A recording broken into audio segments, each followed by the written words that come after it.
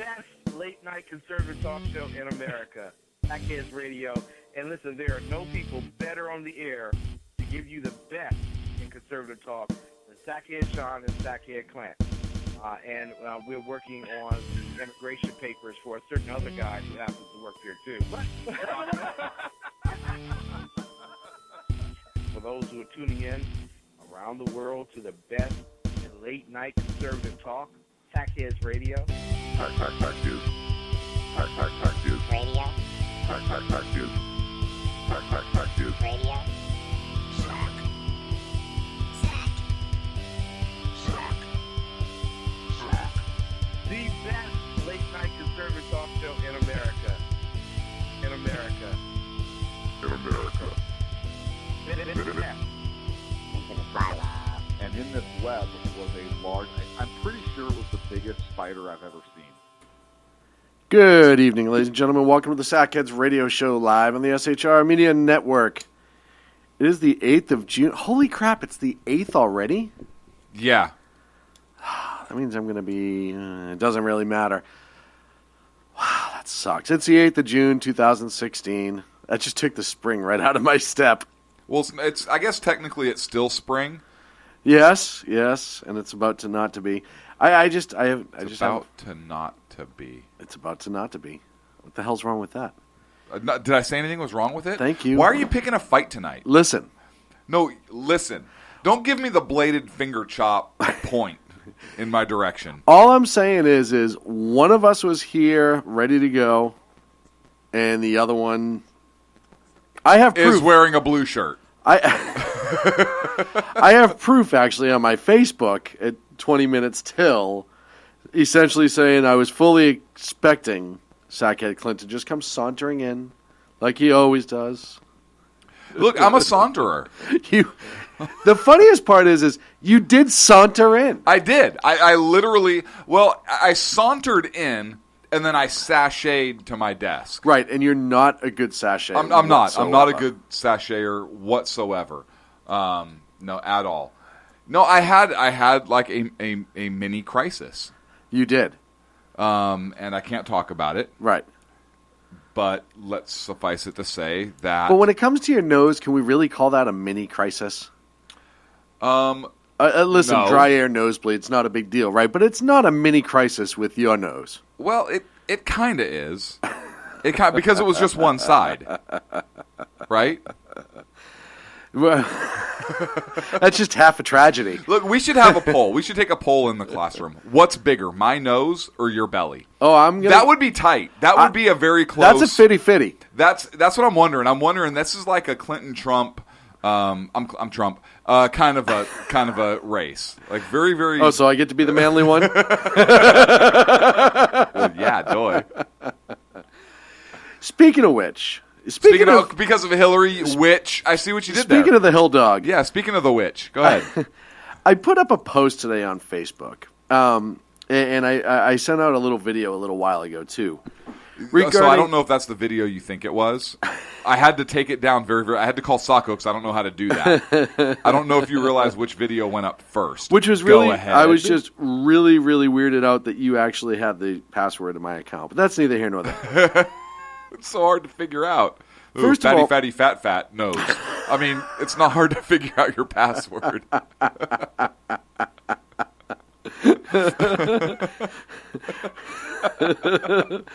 More Food 101 at fatguy.com. It's all my passwords right there. Right. I don't even know why I have the @ symbol in it, but it is, so that's okay. Everyone's touting Hillary Clinton right now as being the first... And we can get into the primary in a bit. This is just me complaining about the first female presidential nominee. So she's the first lady nominee, but she's already been the first lady. Right. So is she really still called the first lady nominee? First female. The first That's why female. everyone's saying female. Right. You have to be politically correct, Clint. I don't know how many times I have to tell you this. Why can't we say the first non-specific gender individual to be nominated? Well, and I saw because a bunch she's a leftist. I mean, that should make her happy. I saw a bunch of people touting it on Facebook and Twitter, To which I responded, well, seeing how we're touting first, she's also the first one under federal investigation. Right. So, we might as well keep going with that. What I want to know is, with all this whole thing about gender neutrality and everything else, why does it matter that she's the first female? Right? Absolutely. That's my big if we're all question. equal, what's the point? What's the point of even pointing it out? But I digress for a few moments. Right. So let's go back to the argument. And if I was a woman who's maybe aspired to be president someday. Did you say a spy? Did you say that because she let secrets out, allegedly, potentially? Aspired. Oh, I'm sorry. I misunderstood. Sorry, I have a Boston accent. I said aspired, didn't I? Yeah. My beezy. Anywho. And I am maybe a small business owner, or maybe I'm a corporate CEO as a female. Not me, but you know what I'm saying. Uh-huh. Or served in our military, dedicated my life, and then turned around and said, hey, I want to be a politician and give back. I want to be a politician for the right reason. And you dip that toe into politics. As a woman, you start fighting, scratching, clawing, nailing, punching, blowing up, whatever you have to do to be successful, because you have that drive in you. You're that type of person that no matter what, it's not going to let you down. Right. And even if you make it, whoever the next female nominee, and it's going to happen, makes it, you always have to look at the fact that Hillary Clinton did it first. Now, is Hillary really, should she be considered the first female?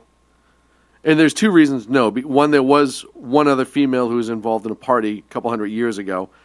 Last name, I believe, was Woodruff. Woodruff? I believe it was. But that's neither here nor there.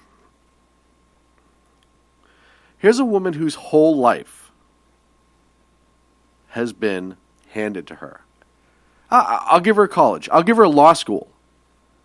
All right? You went to college, you went to law school, you made your way through it somehow. Maybe you did it the right way, maybe you didn't. I don't know. I wasn't there.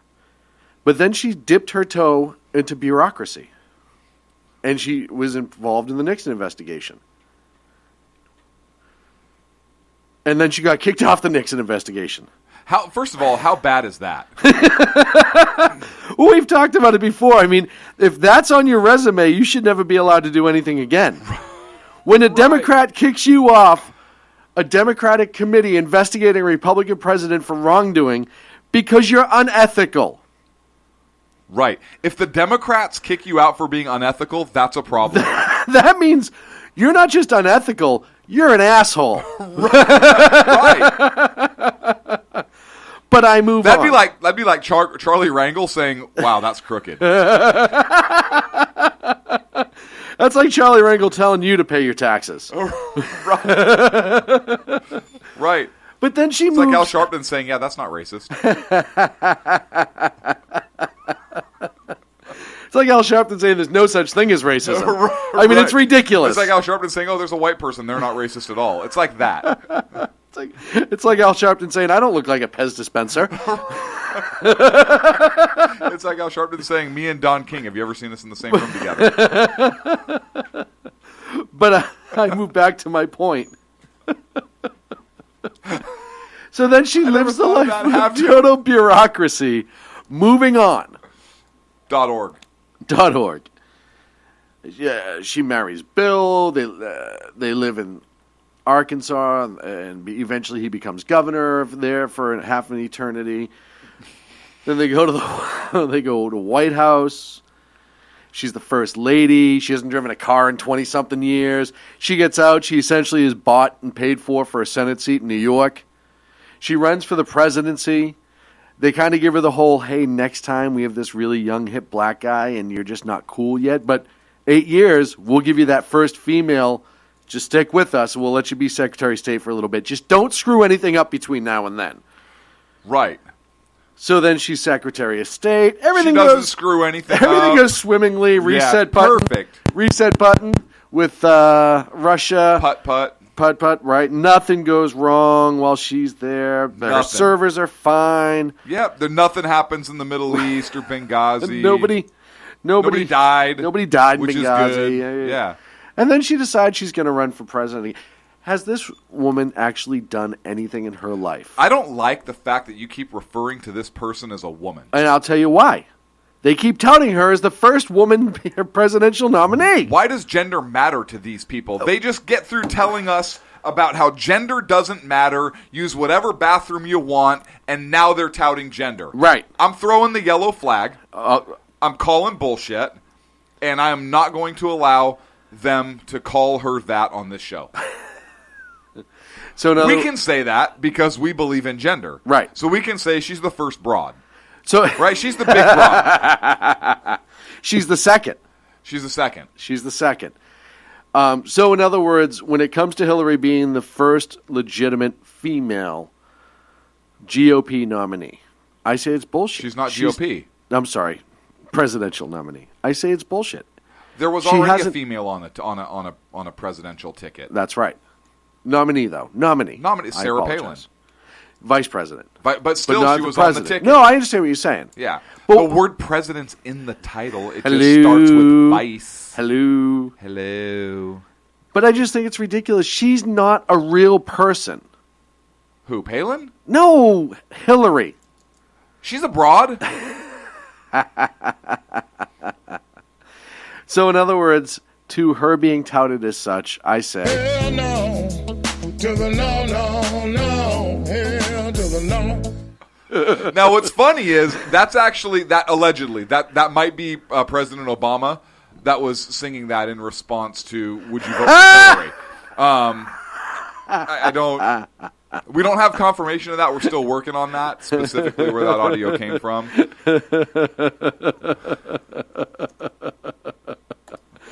I want to thank everyone who's in the chat room right now. Hey, jump on in, shrmedia.com. Click on live chat. Introduce yourself to the lovely, lovely folks that are in there. We do have a pretty good show coming up for you tonight. We look, I'm so excited about this show. And let me tell you why. There is so much knowledge that we're about to drop. And we literally had to use a crane to get the knowledge into the studio this week. It cost. It doesn't matter what it costs. What we do for you, it doesn't matter what it costs. Look, we love you, and so some of the things that we do for our folks. But let's just tell you, I'm glad that we don't have a work comp claim. Trying to just distribute the amount of knowledge we have between the both of us and unpacking. Are you done yet? Knowledge. No, look, I'm psyched. I'm psyched. I'm seriously. I'm so excited about the show we have coming up. We had the primaries yesterday here in California. We got Freedom Fest coming up, and just the amount of knowledge that came to bear tonight is it's ridiculous. It's ridiculous. A couple new faces in the chat room tonight. My good friend Scott's in there, Pops, and thank you so much for being in there. And Jenna, thank you as well for being in there. And I also got to thank KTKZ 1380 here in Sacramento for having me on last night. Mr. Phil Cowan, Charlie Simon, Sam Perez, they had me on to help commentate on June 7th primary, Sub-Super Tuesday, as some people may call it. And I was brought in to just comment on a few things and analyze a little bit, and I appreciated them having me. It was a fun experience, good group of folks over there, so thank you to them. So did you say that to thank them or to brag? Because either way, okay, good. Because that's bragging rights. It's 2 for 1, right? It totally is. Because awesome for bringing you on and giving that and dude, first of all, how awesome was that to be able to do that with another group of professionals? Not just two a-holes sitting down talking smack on the internet, right? But actual real professional people. The funny part is, after a few times of me holding back, because I'm so used to doing it with you in this room, in a completely non-sexual manner, at all, right? For anybody that may be, Louise. I don't know what do our listeners and I don't know what they're thinking sometimes. Think about. Anywho, I don't know exactly what they're thinking. And to be surrounded by professionals, it was fun. It was fun. It was different. It's not the first time I've been surrounded by professionals, but yeah, but that was in a bathhouse, and we don't really need to go. But they were good at it. They were great at it. Yeah, they were very good at it, and it wasn't in this state, which is probably a good idea. Hey, while we're on the topic of Hillary, Oh, I see what you did there. Prostitution Hillary. Go. Bathhouse Hillary. I don't want to know how your mind made that leap. But it paints a picture. I'm going to play a clip from Hillary Clinton back in 2006, I believe it was. And she's giving a speech on the council, to the council, on foreign relations. I want to get your dry feedback on this. No setup. Dry feedback? Yep. Okay. Here we go. Mexico is such an important problem. Mexican government's policies are pushing migration north. There isn't any sensible approach except to do what we need to do simultaneously. Secure our borders with technology, personnel, physical barriers if necessary in some places, and we need to have tougher employer sanctions, and we need to try to incentivize Mexico to do more. If they've committed transgressions of whatever kind, they should be obviously deported. Your response. Look, Sean, I don't even know why this is an issue right now. This is first of all, I have two responses. Number one, that clip was taken totally out of context a decade ago. Right, a decade ago. Like 10, meaning it's a whole other mathematical place than from the ones. That's very true. So that's a big stretch and a leap. Second of all, do you think a lot has happened in 10 years? I mean, that may have been Mexico's issue 10 years ago, but clearly things have evolved. Right. It's probably improved in some people's perspective. Well, and they do have that wall on their southern border now, so that can improve things. So clearly there were barricades put in place. She never in that clip said where the barricades should be. Clearly Mexico maybe changed their policies in dealing with the border issues. Without a doubt. She never said it had to be their northern border that I recall hearing. This is true. She didn't say which border. Exactly. Good point. So I don't know why this is an issue. I don't know why you keep having to try to slam this broad. Trust me, I don't want to. No part of that actually. That actually makes me feel nauseous. Have you ever ate a bunch of food and accidentally spun in circles? Not accidentally. I've done it on purpose several times. Okay. Usually when I was under the age of 10. Right. But sometimes just when I'm feeling a little spry, I like to do that still. You know that lovely nauseous feeling that you get after that? Oh, yeah. That's exactly what I just felt when you brought up Slam and Hillary all in the same statement. So thank you. Thank you very much. Just close your eyes for a second. No, because the last time this happened, I needed mouthwash. I don't get it. Look, does it surprise you that she's had that complete change? I mean, honestly, look, the political landscape of the country has changed in 10 years. So that was a better message 10 years ago. It was a different electorate 10 years ago. Right. That's not the case now. True. She has had to move farther to the left in order to keep up with Bernie. And Bernie's not out of this race. So he mathematically, I guess, with the delegate count, with the Democratic rules, but he's still very relevant in terms of there was a poll. I can't think of what poll it was right now, where there was some poll that said 20% of Bernie supporters said they would vote for Trump. Yes. Yeah, I saw that as well. That's a huge number.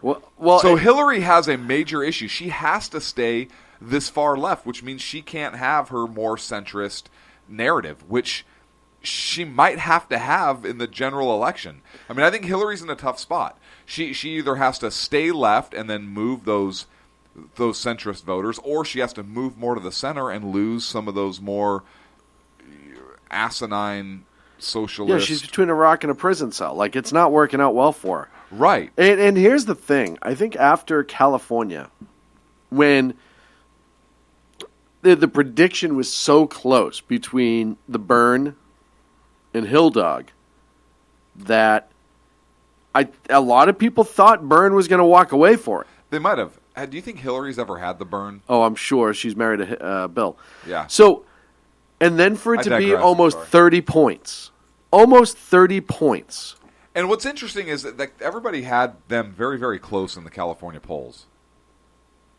a lot closer than 30 points. Oh, yeah. Hey, in a completely unrelated story, I think the California Secretary of State came out to endorse Clinton, right? Right. And he, if I'm remembering correctly, the Secretary of State is in charge of elections in the state of California. On a completely unrelated note, yesterday I posted on Facebook that I went to my polling station here in Democratic California.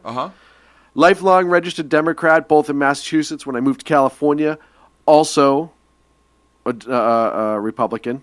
Did I say lifelong Democrat? You said lifelong Democrat in Massachusetts, and I think we lost 50% of our listeners. Republican. I'm glad you could laugh about that. It was funny. Dollar signs just flew out of the window. When I'm reading notes and it says Democrat, it's just one of those nights. No, lifelong Republican, both in Massachusetts, California. Never changed my affiliation. I've been angry at the Republicans. I have not donated to them. And I have said if there was a better option for conservatives, I would go. But to this point, I have not changed. I show up and I have a nonpartisan ballot with my name on it. California is a closed primary for Republicans. In other words, if you are not a Republican, you may not vote Republican in the primaries. Yes. I had to then enter a provisional ballot that upon investigation, if it is found that there was a mistake on behalf of the Secretary of State's office enlisting me, or the county register enlisting me as a nonpartisan, then my vote would be counted. But until then, it is a provisional It sounds like you ballot. were disenfranchised. I was extremely disenfranchised. Based upon your party? So that's, I would file a complaint. I am going to. I also, and I appreciate the gals that were working at the polling station. They tried really hard. One of them did actually warn me that I'm not allowed to talk about politics while I'm in the voting station. To which I said to her, I wasn't talking about politics. I was merely complaining about the fact that I should be listed as a Republican and not as a nonpartisan. Not saying, hey, everyone in here should vote Republican. Just saying, I want to vote on a Republican ballot. Right. Right. Which was a kind of funny. Did you get her name so that you could potentially file a lawsuit because she didn't allow you to exercise your constitutional right to vote? Oh, wait. There was a California legislator that said that the Constitution doesn't apply in California. So, matter of fact, see the tweet I just sent out. Oh, that's weird, right? I forgot that. Yeah, it doesn't apply. That was Assemblyman Reggie Jones Sawyer. First of all, Reggie Hammond? You're a dude. Why are you hyphenating your last name? Got him. That's my first question. Got him. Second of all, this guy kind of looks like Ken. Look at the picture. No. A little bit. No. Yeah. No. Don't argue with me, Sean. Listen. No, just because he's black doesn't mean he looks like Ken. Hang on a second. I said nothing about race. Why would you even insinuate because that? Like it's they all obvious look alike? what you're thinking. No, it's we not. saw this a couple weeks ago with your blatant bigotry. Let's go back and listen to numerous. No, shows let's not do that. Listen, let's go back and listen to numerous shows about Sean, aka the blatant bigot. It's seriously, Sean actually signs outgoing correspondence right now from SHR with that. I still sign it Sackhead Clint. Sean is no longer Sackhead Sean. It's the blatant bigot. I'm just like, well, you can't do that. Is that how you're going to sign autographs at Freedom Fest? And a totally unrelated note, we've set up a new hate mail email because I'm getting sick of my emails being loaded, you as well. So I set up a Gmail. My email doesn't even work anymore. It got so overloaded, I literally don't get my SHR email anymore. So if you want to send us hate mail, it's shrhatemail@gmail.com. I didn't even want to pay for it. But we will be checking it because I do love our hate mail. I love our hate mail. But it was just overloading my emails and I couldn't actually do work stuff. I can't. My email doesn't work. It literally does not work. I know, because it's overloaded with hate mail. By the way, if you we are getting prepared for Freedom Fest. We're starting our Freedom Fest advertising. July 1st is when our packages begin. So if you're interested in advertising through the month of July, specifically for Freedom Fest as well, make sure you give us a reach out to us. And you can do that through just sackheadsradio@gmail.com or on Facebook or Twitter. Reach out to us. We get the conversation started. And if you'd like to continue it past even just Freedom Fest, right, you're more than welcome let's to walk, do that. We'll walk before we run. Yeah. Yeah, let's get in. Come on, we're all friends here. We're all friends, Snugglebuggle. I love it when you call me that. I just called any potential new advertisers Snugglebuggle. You know what? That needs to be a product name. Snugglebuggle. Brought to you by SHR. We need to have an SHR party.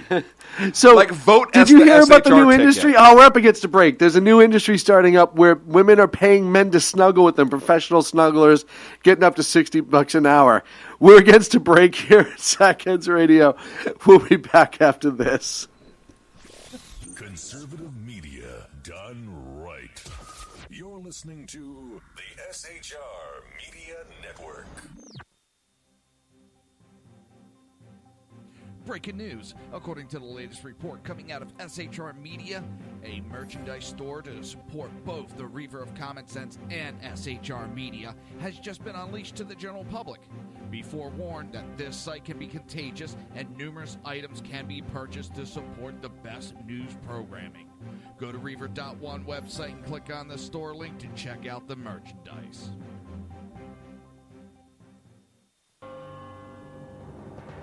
Hello, I'm Matt, a student at Hillsdale College. Here is Hillsdale President Larry Arnn on the continuing relevance of the Constitution. Many argue today that the Constitution is outdated because it addresses problems peculiar to the 18th century. Some parts of the Constitution do read rather quaintly. Consider the injunction against titles of nobility in Article 1, Section 9 of the Constitution. But is that so outdated? The purpose of the injunction is to prevent the government granting special privileges to some for partisan reasons. This strikes at the heart of the rule of law. The crony capitalism so common today is a place where the government bestows favors and tax dollars on some businesses to give them a leg up over others. This is exactly the kind of thing the Constitution was meant to prohibit. The Constitution is not so outdated after all. This Constitution Minute was brought to you by Hillsdale College. To join the national conversation on the Constitution, go to constitutionminute.com. Times are dark. The people misled by corrupt politicians, lied to by establishment media, and deceived by the false messages of Islam. A nation in confusion needs a guide. It needs a man with a cane. I'm Dave Milner. Join me on Spreaker, SHR Media, High Plains Talk Radio, Live Rebooting Liberty, and YouTube for a unique brand of commentary on the unpleasant blind guide. Because truth is not always pleasant. In a world controlled by corrupt politicians. You got a business. You didn't build that. A team of ordinary men emerge from the ashes to give voice to the voiceless and hope to the hopeless. Sackhead Sean. Dude, I'm not saying cow from a stupid pro. Sackhead Clint. All good friends of ours usually show up drunk. Also starring Sacco as the producer. I'm a little bit drunk, cause I'm drinking. They are the Sackheads Radio Show. Every Wednesday at 8 p.m. Pacific on shrmedia.com.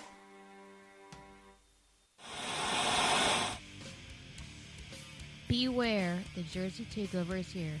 Every Monday through Friday, 11 a.m. to 1 p.m. Eastern Standard Time. You can catch the Reaver of Common Sense show, hosted by Jersey Joe, right here on shrmedia.com and highplainsdailynews.com. Only Jersey can deliver hell like no one else, so consider this your fair warning.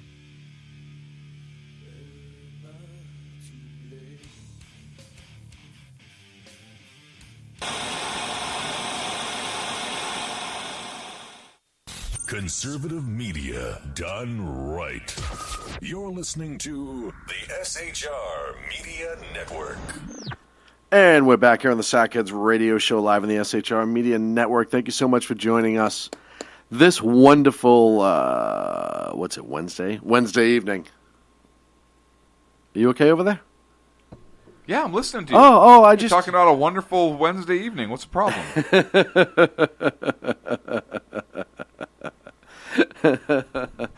I don't know what happened. For whatever reason, the last couple of weeks, our chat's been limiting the amount of people, and I don't like that. I'll have to look into that. That's because we're conservative? I'm telling you. When I change one of the settings, all of a sudden it goes back to normal, but I can't find the setting right now. I'll have to work on it. They probably took the setting out. Oh, the setting might be with my Republican ballot somewhere. Does the Secretary of State's office in Cali have any control or dominion over any part of the internet? This would be a good thing I to would look love to see into. to know that. Yeah. I would love to, but see you know. to know that. What? I know nothing. Is it racist for me to say that foreign students cheat more? No, if it's what? You ever listen to Bill Burr? Yes. Do you ever hear his comment when he's having lunch with a woman and she says the whole, "This is going to sound racist," and he's like, "You have my attention." Yes. There seems to be a lot of Asian people in this room. And he says, "That's not racist. That's an observation. There's a lot of Asian people in this room." Right. Now, if you said, "There's a lot of friggin' Asians in here," that would sound racist. Right. Did I ever tell you the story when my one of my guys, and you know which one probably did this. As soon as you say, right. I have a story about one of them. I know which one did it. Right. So, and I know I told you this story, but I have to share because it reminded me of that. We walk into Sears. Yes. Keep in mind which store this is. Now, yes, you know the story. I love this story. I love it. First of all, I hate Sears. We entered Sears to be able to walk through the store because I refuse to shop there. So we're walking into Sears to go into the regular part of the mall, and he looks around and in a loud voice, and keep in mind, he was like 4 at this time. He says, "Wow, look at all the Mexicans in here." Like at the top of his voice. And I look around, and sure enough, there were, in fact, a significant number of Mexicans or other Hispanic descent in the vicinity who all had their attention focused on the little guy. And I said, "Wait, huh, buddy?" And he goes, yeah, there's a lot of Mexicans in here. This is really cool. And I was like, I don't know how to respond to this. It's everybody's looking now. And I go, what, Bud, what are you talking about? And he points to the mannequin, and he goes, "Mexicans. Look at them all." And I go, loud voice, "Oh, mannequins! Yes, Mannequins. buddy, there's a lot of mannequins There are in so here. many mannequins in here. So many mannequins. There's a bunch of mannequins. And we exited. And you know which one that was. Yes, I do. Yeah. Hey, speaking of kids, first of all, we need to build a wall to keep those mannequins from coming here we're going to illegally. keep those mannequins in Sears. When he said that, I was confused. This goes to show you how kids perceive things, right? Absolutely. Why does that man want to build a wall to keep mannequins here? I get to brag a little bit. I bragged on Facebook a little bit earlier about my kiddo this week. My son James, who started playing hockey this year, scored his first goal at last game of the season. Pretty exciting, and he did it like a boss. But more importantly, tomorrow's the anniversary, second anniversary of the day we were able to adopt James. And he stayed with me now forever. Poor little bugger. But hey, he had no choice.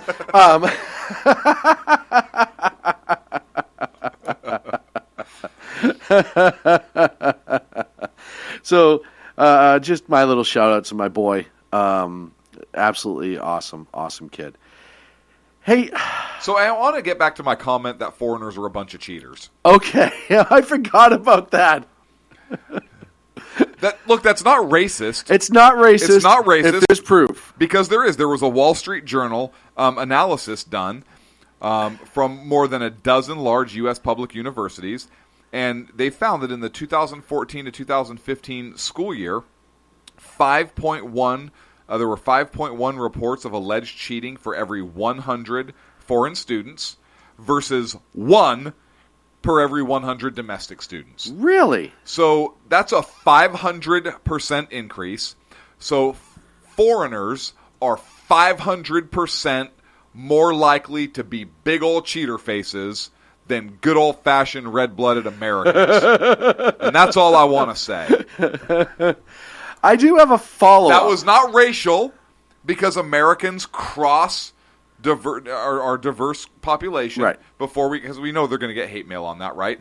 But I just want to point SHR out... hate mail at I just want to point out to the world that Americans are honest, hardworking people, and you all are 500% more likely to be cheating asses. That's all I want to say. Only if they come here and test. Right. Because I'm sure they're not cheating over there.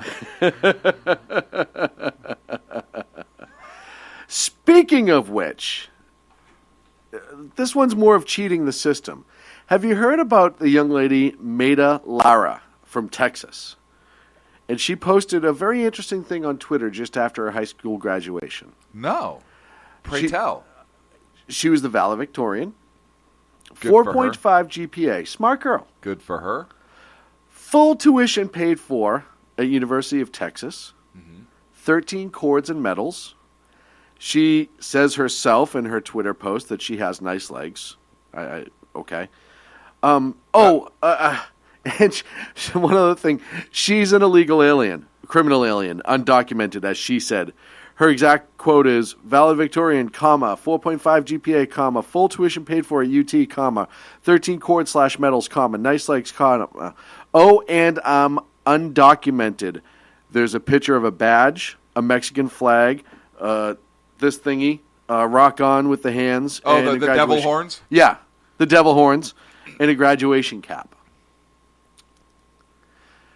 Look, okay, good for her for accomplishing what she did in terms of her GPA. Right. Right? Right. She's obviously very intelligent. She studied hard. Good for her. You're a criminal. You know you're a criminal. If I worked at the University of Texas, I would say, hey, we're going to revoke your scholarship. Based on your criminal behavior. Based upon your criminal actions. Yep. And if you want to apply and remain in the country legally and go through the process, we'll reinstate your scholarship. Ooh, the chat room has some things to say. I would have no issue with that. If she wants to leave and come back. First, yeah. How is that? Somebody should screenshot that and send that to. It's all over the place. It right? received 9,414 tweets. How many likes? 19,932. How many dislikes? It doesn't have that button yet. Really? Yeah, it needs it. Because there would probably be 20,000. Yes. So there's some chat in the chat room. Agador went a little more direct than us and said, deport the bitch. Okay. And it seems like just about everyone's agreeing with him on this one. I agree. If she left and came back the right way. Hey, keep your scholarship. Keep your scholarship. Right? But she's bragging about it. Well, and here's the thing. So she obviously knows it's wrong. And she knows nothing's going to happen. And here's the thing. Until Trump gets elected. There could be an American citizen who could have used that scholarship. Yes. And when we talk about our generations coming up and how people feel they're poorly uneducated, here's a reason. Here's another reason. We talk about illegal immigration and how it affects, and we've talked about it, how it affects our schools, how it affects our public safety system, how it affects our hospitals, how it affects a lot of things. This is another example of just that. I have a solution. It will solve all of these issues and put America back on top again. I'm listening. Let them have the colleges. Hear me out on this. I'm with you. Let them have the... Look, college is a freaking joke. I might be a horrible parent, but college, I don't give a crap if my kids go to college. You know what's more important than a piece of paper that you go into a ridiculous amount of student debt for, and you come out and there's no job available to you? And look, that's what you decided to major in underwater basket weaving 12. That's your bad. If your loan if somebody was stupid enough to loan you money and you were stupid enough to take it, and that was your stupid major, knowing that there's no jobs available for you, then you're an idiot. Right. Okay? Let them have the colleges. Look, everybody goes to college nowadays. It's not a big deal to have a college diploma. I don't care if you're Harvard or Stanford or wherever the hell you are. You know how we take this country back is you encourage that entrepreneurial spirit. Right. Start your own business. Right. Do something for yourself. Right. What you're going to spend that much time going to that much debt, go to school, and do what? Work for somebody else? Let the illegals do that, and let the schools pour their money into that and go bankrupt because they're not going to be able to give back to the system. Right. Or whatever. Go for it. Have fun. You know what? We as Americans are going to be the job creators then. We're going to be the entrepreneurs. We're going to start something and build something and have something that we can improve our lives with. Absolutely. That's how you take this country back. But here's the problem. I think most of people are too stupid to see it that way. And too scared. Yeah. Maybe. Or maybe they don't know how. Ooh. Maybe they've never been shown. Ooh. Right? I don't disagree with that comment whatsoever. So, yeah, that's my answer. And I also want to address, it's funny because we're talking about Mexico, Mexicans, illegal aliens. I want to go over to Trump for a second. Before we do, I want to stay on this. I want to stay on this college rampage. Did you? I don't think you're even allowed to say those words anymore. College rampage? Yeah. No, it wasn't a violent way. Okay, good. I didn't mean that in a violent. In no way do I say that violence is good unless it has to do with a lawful order to kill somebody who's been convicted of a heinous violation and pursuant with death penalty rules. Did that sound good? Well, and ISIS. And ISIS, yeah, right. Yeah, kill ISIS. So and Al Qaeda. And Al Qaeda. And Muslim terrorist extremists in general. Do they have generals? Doesn't matter. I think so. So, speaking of communism, Seattle University. What? I love what you did there. Thank you. Seattle University, the students there took the dean to task about its quote-unquote Western curriculum. And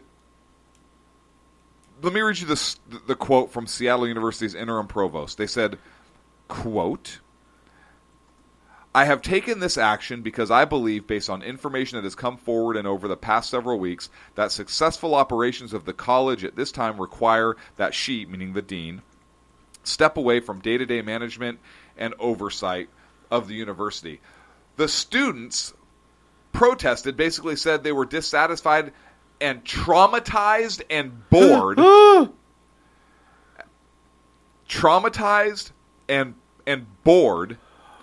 There's that emotion again. Yes, because their experiences in the classroom have been, quote, profoundly damaging and erasing, with lasting effects on our mental and emotional well-being. They call themselves the MRC Coalition, and they refer to themselves as people of color, blah, blah, blah. And they're upset because they're saying that their curriculum is too Western. It's this curriculum is too Western. And that the curriculum leads them feeling all that. You're going to frickin' college. Pick a different school if you don't like it. It's too Western. Go somewhere else. Where the hell do you think you're going to school? It's too Western, my ass. Yes. Dear God. I don't want my kids going to school like that. What the hell? Oh, man. This is as screwed up as a La Raza judge on the Trump U case. I'll tell you what. This is That would never happen. Is that ridiculous? It's horrendous. And for the school to cave. Safe space. For the school to cave. Space. What kind of life skills are you teaching these kids? None. Right, because they're going to, if they go, when kids like that don't have the entrepreneur spirit, go spend your money, go into debt, and then hopefully you can't do anything else ever in your life because you're a waste of oxygen. Not that I wish any ill will come to you, but I disagree with your views completely, and you're communist. So, first of all, what kind of message does that send? That these kids, if they go into the workforce, into the American workforce, do they think that if their boss says, hey, I need you to complete this by X, they're going to say, oh, I felt bored and this work was boring and I was unsafe and I felt traumatized by the fact that you had expectations of me? Yes. I can tell you right now, that's I'm my almost point. positive that gets said from time to time. That's my point. In the workplace. That's my point. Yes. It gets worse. This is why we don't have employees.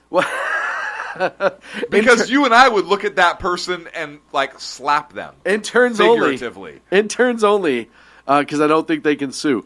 I mean, hell, Sacco worked here. We're lucky he never filed a complaint. Right. Well, who would listen? Because the complaint goes to us, and we have him 2-1 on the vote. Exonerated. Can you imagine if he went to the state EDD? They're all, hey, I don't know if this guy works for you or if you lost your puppy and he's in our office. Either way, can you come get him? Right. We're like, oh, no, actually, he's an equal partner, so technically that doesn't apply. Look, as a matter of fact, he's the fiscal officer. Look at the documents. They're all paw prints. He's going to pay himself. They're all paw prints. We would still be a jerk even if he did that. We get called into EDD. Sacco, these not your signatures? Sir, that's a paw print on that paper. So you'll stipulate it is, in fact, your signature. Very good. Would this be your collar and or grooming kit? Would this be a map to your last place of captivity? Oh, man. It's the pussification of America. I've been saying this time and again. It gets worse and worse. And we've talked for years about how the socialists have invaded colleges. And parents have been swayed away from actually parenting. And now everything's time out and good feelings and emotions and blah, blah, blah, blah, blah. But the reality is that takes away the person's purpose. When you're not confronted and you have to learn how to adapt and overcome a situation, I think you lose a sense of purpose. You lose self-respect. You don't want to push and overcome. Therefore, you are happy with whatever puddle of feces you're sitting in. It's becoming ridiculous. It is to the point when you look at somebody the wrong way in the workplace, they file a complaint. I don't like the way he looked at me. I was asking if you'd take out the trash. I don't think you should be asking me that. You're the custodian. Who do you want me to ask? The plumber? Right. But this is what's going on. It's the dumbing down of Americans. It's the weakening of the American spirit. Yeah. You wonder why. And Mike Rowe for PragerU, if you haven't seen it, Dennis Prager, I love Dennis Prager's show anyhow. He had Mike Rowe from Mike Rowe Works Dirty Jobs on, and he did a PragerU. It's awesome. And by the way, if you haven't checked out Mike Rowe Works, I talk about Mike Rowe a lot, but I think he's just an awesome, awesome guy. Check out Mike Rowe Works. One of his biggest things, and I say this all the time, is kids are so afraid to do real work in this world that they're not taking up these skilled labor jobs that pay an exorbitant amount of money. But because you might have to get dirty, sweat, maybe a cut here and there, bruised, whatever. But a lot of those jobs are the very backbone of this country. Jobs like that is what allowed this country to develop and get better. It's why at one point before the Democrats and the environmentalist lunatics came along, we were the #1 industrial country in the world. We exported more quality goods than anybody else. Yes. And we started on a beach in Virginia and a little plot of land in Massachusetts. And we moved all the way out to California, up to Canada, down to Mexico, building, expanding, becoming better. We went to the friggin' moon. We didn't. Well, no. I mean, your nose is close, but we would go. Right, we should go. NASA should send us. Right, if there was a NASA that sent people to the moon anymore. Right. But there's not, because people have become these under 30s, I'll even say under 30s, by and large, have become these safe space little pussies. Yes. And we've lost our backbone. We've lost our will to do better. We've lost our will to increase. We now have a because everything socialist is given to us. Yes, we have a socialist who's campaigning and doing damn well. Yes. As a socialist in America with the under 30s. Yes. Because he's promising they're going to get free shit.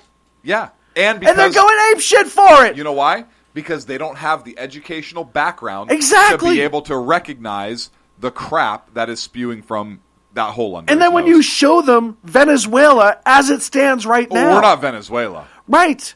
Wait, what? Okay, let's look at other countries that have tried this. Right, and they've all failed. Every single one. And all they do, and I'm not taking credit for this observation, Steven Crowder, Louder with Crowder, had a great piece this morning on socialism.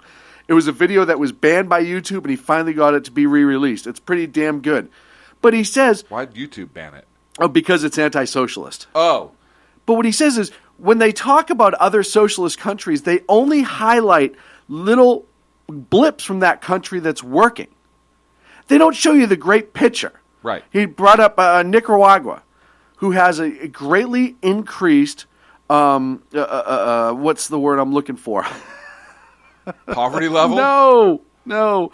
The ability to read literacy rate. Their literacy rate. What's funny is you couldn't find the word literacy talking about literacy. You're talking about literacy, and we're literally illiterate yourself. You see what yes, that was pretty damn funny, and I will be the first one to admit that was awesome. Yeah. But their literacy rate has become exceptional over the last few years, and that's all well and good, but their GDP is still somewhere south of Mexico. Their goddamn penises? Right. They point out Sweden and their health care. And, look, it's Sweden, and their health care is amazing. Yeah, but Sweden's one of the biggest rape capitals in the world right now. There are rapes occurring in Sweden every 3 to 5 minutes. That's why they have a good health care system, Sean. You need a good health care system if you're going to have a lot of raping in your society. The health care in Canada, the amount of debt that they're accruing is absolutely insane. It goes on and on and on. But nobody's coming to another country out of Canada to get health care. But nobody's coming across the border into Michigan or any other of these states to get health care. People who are rich in Canada don't come. They don't go to Washington State, Vermont, New Hampshire, Maine, Michigan, Montana, Idaho. It doesn't matter. They don't do. Although they actually do that, and then they duck the bill because they go back to Canada. So would that be criminal aliens? Yes. Okay. Absolutely. I have no problem admitting that. But this is what happens. And it's been allowed to happen. Mm-hmm. It's been allowed to happen for a long, long time. And more and more, we're not standing up in this country and forcing our kids. You don't see parents forcing their kids to do shit anymore. Get out there and mow the lawn. Right. Get out there and help me clean up. Clean your room. Earn your way around the house. Yeah, go do dishes. You want free shit? The water fountain's right there. Turn it on. You can have a cup of water for free. I won't charge you for it. Yeah. I think it's amazing. You know why? Because it's, hey, play this video game and shut up while I sit on my iPad. Right. Right? Or, hey, watch this movie on my iPad while I pay bills or while I do whatever. Do whatever. That's because kids are entertained and you can shut them up by throwing an electronic device in front of their face. And I don't even have a problem with that. Oh, I do. I don't have a problem with kids using electronic devices as long as that's not the end-all, be-all to them. Right, but how many of them? The end-all, be-all. I was out, it's probably last week sometime. 1 minute. I was out last week, and I was at a restaurant, and sitting behind me, I was at lunch. Sitting behind me, there was, no kidding, it was a husband and wife and 3 kids.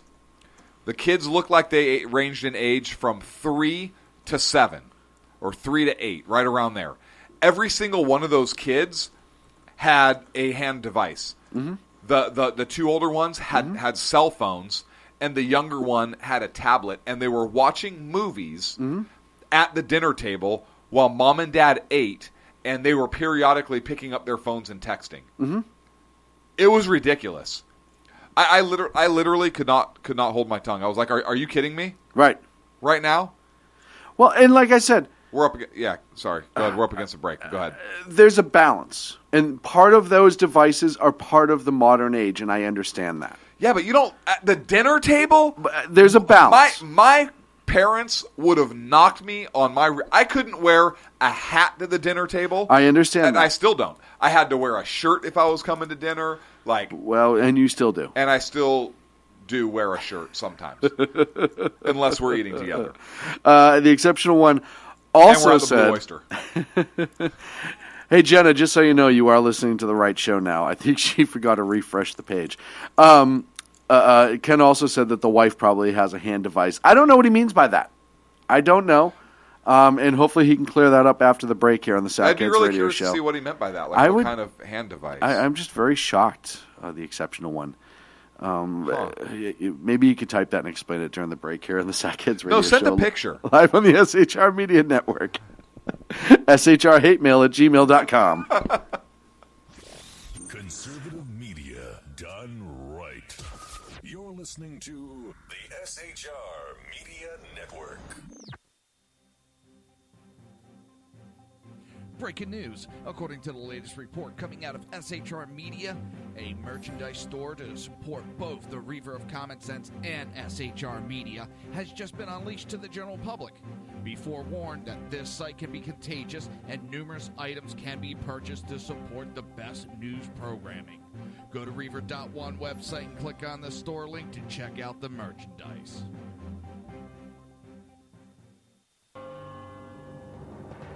Hello, I'm Matt, a student at Hillsdale College. Here is Hillsdale President Larry Arnn on the continuing relevance of the Constitution.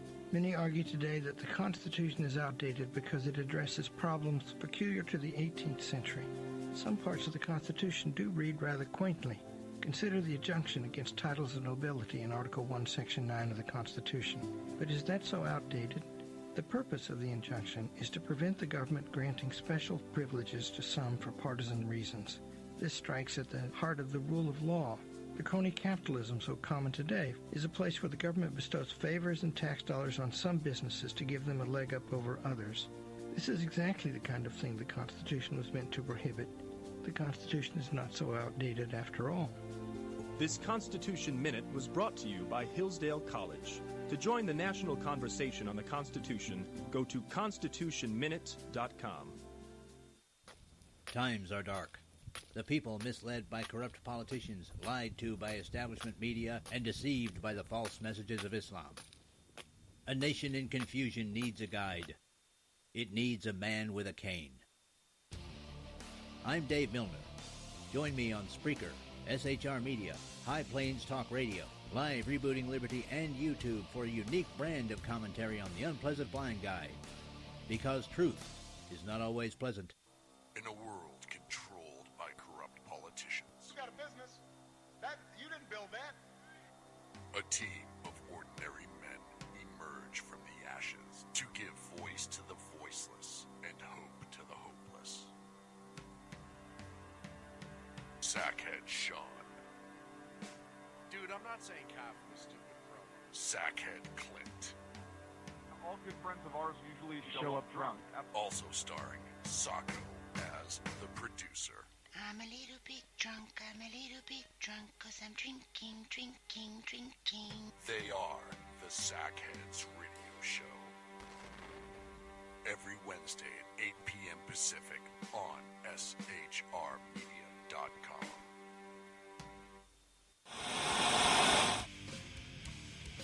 Beware, the Jersey Takeover is here.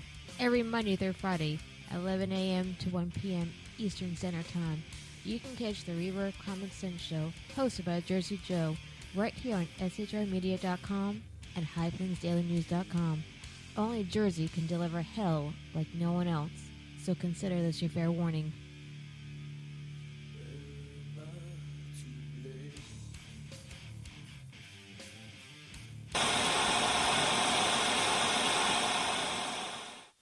Conservative media done right. You're listening to the SHR Media Network. Welcome back to the Sackheads Radio Show live on the SHR Media Network. Hey, do us a favor. Like us on Facebook, Sackheads Radio Show. It's on Facebook. And on Twitter, at Edge of Liberty is me. Clint is at Sackhead Clint. I'd like to get him up to 70 followers tonight, if at all humanly possible. At Sackhead Clint. I do like one tweet every You're horrible month. at it. And then, of course, at Sackheads is the Sackheads Radio Twitter page itself. Hashtag SHR Media for all of our great shows here on the SHR Media Network. So we want to shift gears just a wee bit, and I had to talk about the attack in Tel Aviv today. 4 dead, 9 total shot, 2 Palestinian attackers. People say they were dressed like Orthodox Jews in a shopping area. Women and children, on initial reports, were targeted. There were some males. One of the terrorists was shot by Israeli police. The other one was taken into custody.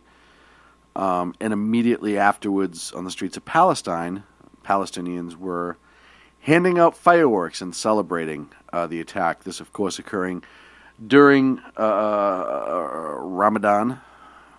And just once again, the Israeli people, what they have to endure on a regular basis. And how nobody in the world, very few in the world, backed them up. Did the president come out and say anything? Nope. Nothing. But they don't say anything, and Ken just pointed out in the chat room, they don't say anything when Chicago goes off the hook on a weekend. And like he said, this isn't even close to a weekend on Chicago. And I absolutely understand and agree and acknowledge that. I'm not at all downplaying the violence that happens on the streets of Chicago. But these attacks on Israel are constant. And the population difference, per capita, you look at the attacks versus ours, et cetera, et cetera. It's still pretty tragic. And like I said, I consider Israel to be our sister country. Oh, yeah. We are very much intertwined. They're very much the same people as us in a way. They are certainly the same form of government for the most part. They believe in the same freedoms. It's one of the only countries that they can have the liberties that we have in this country to the same extent that we have in this country. I know there are other free countries out there, and we're not the only country with freedom, but Israel is very much fashioned after America. And after World War II, when we put them back, I hate to say we put them back, but when we restarted the state of Israel and allowed them to go home, knowing that it would be a tough fight for them, and they've persevered. Wonderful people, if you've ever had time to spend with any Israeli folks. Very appreciative of us as a people. Yep. They understand the connection probably more than most people in this country do. Oh, guaranteed. And there is a natural love there. There was 3 folks who were Israeli at my last job, who every year in the summer they would come to America legally on work visas, and they would work an art display that we had at one of the buildings I worked in. And I used to talk to all 3 of them all the time.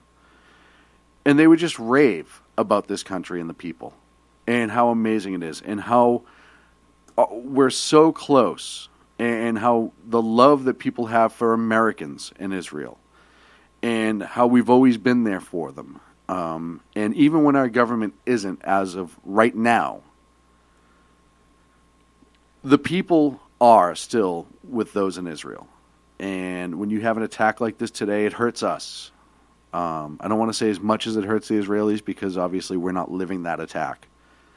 But it hurts us. But we certainly understand Islamic extremism in this country. We certainly have been attacked. Some of us do. 9/11, the original Trade Center bombings, Fort Hood. I think there's a lot of Americans that don't understand that. I agree with you. They think it's bad actors, and they don't realize it's an ideology, and it's a political movement. It's become a political movement. I think that you look at, there's a mosque in Texas that's being shut down because the state of Texas is shutting it down because they're finding to be funding terrorism. And they're shutting them down. And people are going insane. Oh, how can you shut down this mosque? Hey, listen, if it was a Catholic church who's funding terrorism, I'd be the first one to say shut it down. Yeah. And I can vouch for it because there was happening with the IRA back, well, it wasn't Catholic Church, but with the IRA back in the 80s, 70s, 80s, and 90s when they were going crazy in Ireland. And I say it all the time. If anyone's given them money, when I was old enough to understand it, and funding them and supporting them, they need to be shut down. And if they're in this country doing it, they need to go to jail. There's also a story, I believe, out of Texas, where there was a mosque that was set on fire. And immediately, everyone in the Muslim community blamed white Christians. Oh, the white Christians are running around lighting our mosques on fire again. And they demanded immediate action. And then the investigation was done. And it come to find out, it was another Muslim that lit it on fire because he was angry and crazy. So it's so... Ken in the chat room says, newsflash, Sean wants to shut down all the CYO bingos.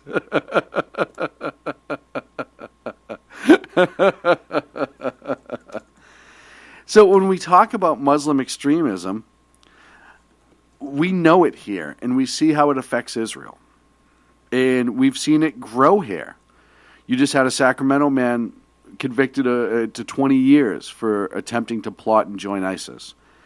4 guys out of Michigan, the San Bernardino attacks, UC Merced, Fort Hood, and go on and on. The Trump, you could even argue the Trump rallies, the violence of the Trump rallies. 2 of those guys were Muslim Somalians. It goes on and on. And we haven't stood as a administration, as not as a people, but as the administration, has not stood with Israel through this at all. And look at, you look at how this guy blew France twice. Wait, what?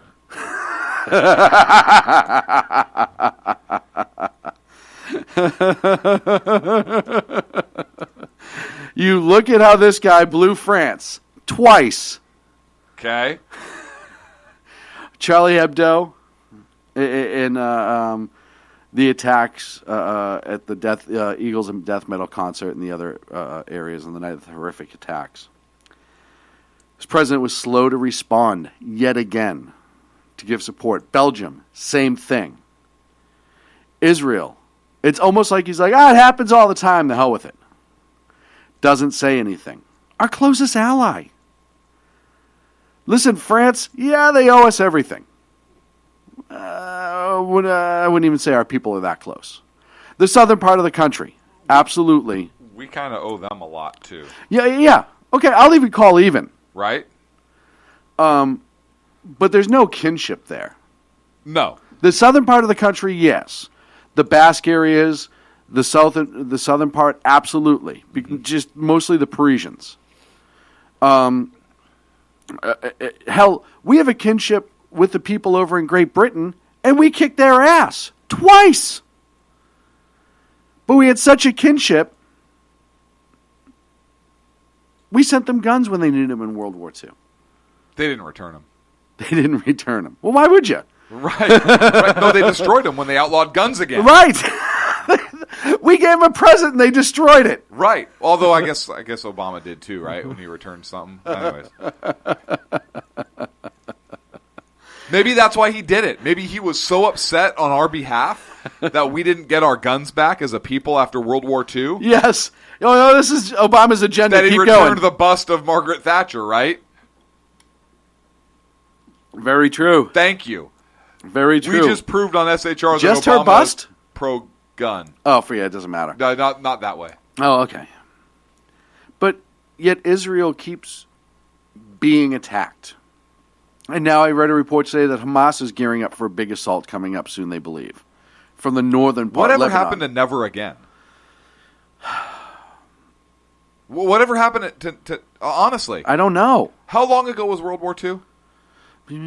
65, 70 years ago. Right? Yeah. Look, there are still people alive 75 who served in World War II. Mm-hmm. We just celebrated D-Day. It was not celebrated. We celebrated. Remembered. Yeah. It was, and it's not what you under 30 crowders think D-Day to be. Right. Different Right. D-Day, like a real heroes. Right. Were there people that did unimaginable stuff that you have no idea about? Where their safe space was actually invading a country. Right. To free Their safe space was literally behind the muzzle of a gun. Yeah.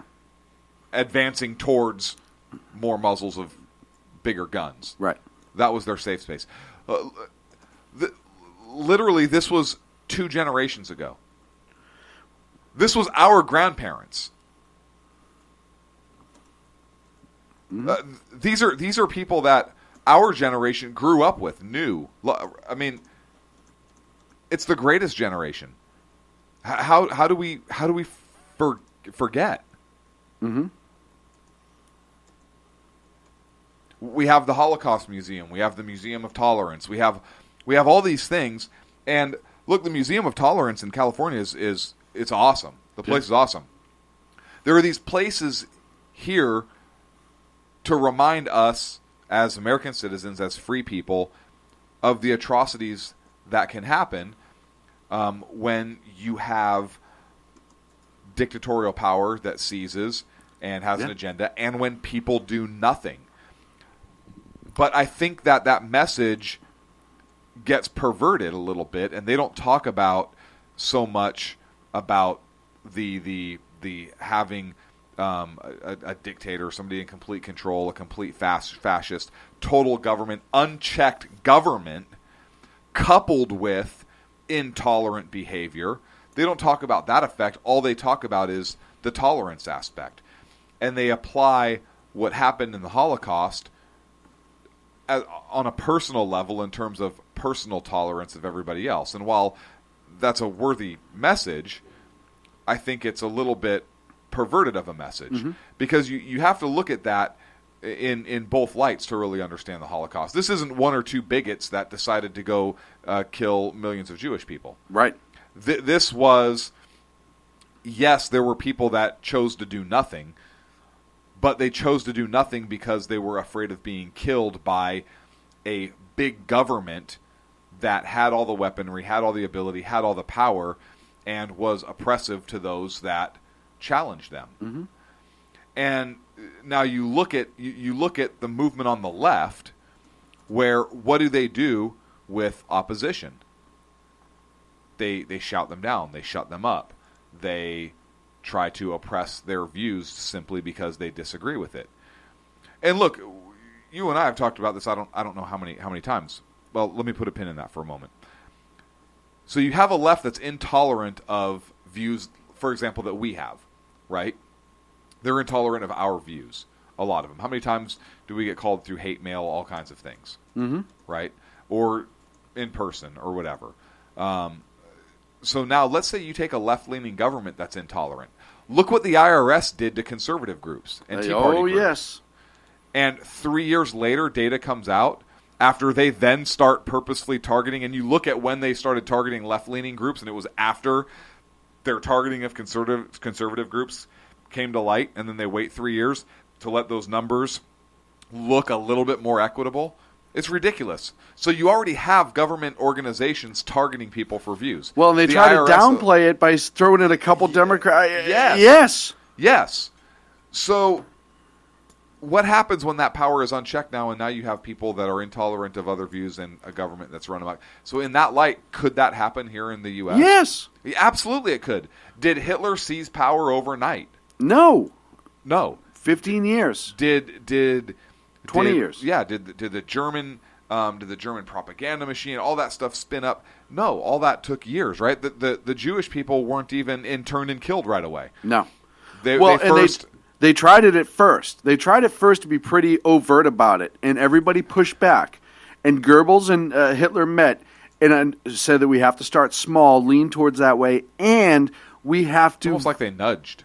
It's weird, right? Weird. We also have to do this massive propaganda against the Jews. Start small, grow big. Let me see. Who was their model for that? Oh, yeah, Bernays. Who did Woodrow Wilson, right. Propagandist. And then it started over a period of about 10 years. Hey, first they have to wear the star.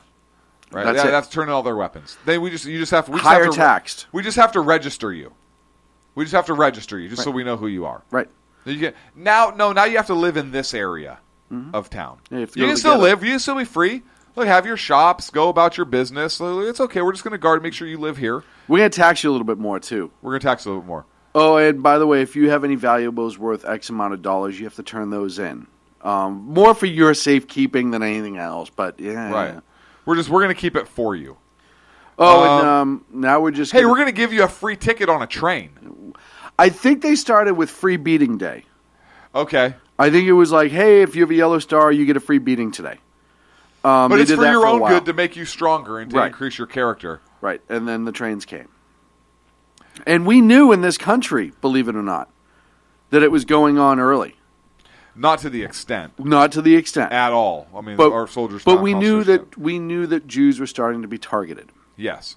And we kept waiting for other people to fix it. And waiting. We didn't want to get involved in the war, right? We just came out of World War I still. There was an anti-war sentiment at the time. And honestly, I say it all the time, if Pearl Harbor didn't happen, we don't know when we would have gotten into the war. Or if we would have. Right. Because up until Pearl Harbor, we were just support. And we didn't even want to do that at first. Mm-hmm. And then we found out there were meetings in the middle of the ocean on private yachts of securing deals to help the Brits behind the scenes. Mm-hmm. We knew what was going on with the Jews. And we were hoping that Europe as a whole would deal with the problem itself. And then Pearl Harbor happened. Mm-hmm. So we fought this horrendous war. Hundreds of thousands of people died. Mm-hmm. And we swore at the end of it would never happen again. We would never let a group of people be targeted for any reason. Right. And what's happening? Groups of people are being targeted for political reasons. Which is how the Jews started. For religious reasons. And political. And political reasons. Which is how it started with the Jews. Yes. Exactly that. Yeah. Hitler tried to convince everybody that the Jews were trying to take their wealth, were controlling their wealth, were screwing with the economy to preserve their wealth, and was destroying the Germans as a whole. Mm-hmm. And that's how it started. We have to win politically. If we don't win politically, they will maintain power. He used the fact that the Germans signed the treaty in World War I and pushed that it was the Jews that forced this treaty to be signed and demonized them through that. I wonder if we will ever have a president that has the testicular fortitude to stand up and say, hey, if you attack Israel, you are attacking, we're going to treat it as an attack on the United States, and we are going to bring the might of the United States military down on you, mm-hmm. because we are not going to allow what happened in World War II to happen again. And granted, they're in their own country, but you want to wipe them off the face of the map. Mm-hmm. So... And then you look at what the Israelis do to try to preserve life in all of this. Mm-hmm. The pre-knocks on the bombings when they're going to attack a building. They literally put a note to the door, mm-hmm. usually 24 hours ahead of time. 24 hours! Yeah. Then they drop a non-combustible explosive through the roof to say, hey, no, we're not kidding. It's going to be this one. And then they launch the actual attack. They've sacrificed a great many people through injury and death to go slow and kind of break into this. And the fact that they even have to do that to try and win hearts and minds, you know what I mean? Yes. In World War II, we just bombed the shit out of people. And guess what ended World War II? A big bomb. Bombing the shit out of people. Literally. How many more American lives would have been lost if we did not drop the atomic bombs on Hiroshima and Nagasaki? Mm-hmm. How? Because we would have had to invade mainland Japan. That would have been a ridiculous loss of American lives.